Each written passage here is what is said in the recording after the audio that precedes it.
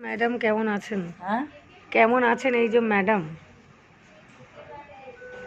কেন কেন আর ছেলেগুলো হুম। কি করে ছেলেগুলো এসে না, ছেলেগুলো আসে হ্যাঁ। এসে লালটা কেন কি রে এরকম করছিস কেন? এরকম করে ঠিকছে কেন, কেমন আছে তুমি? ছেলে ডাক্তারগুলো আরো এই কি রে এরকম করছিস কেন? ও আদর করে। আরো কি আর পারবি তোমাকে চাই। আরে বাবা তোর বেশ মজা করলি। মজা করে।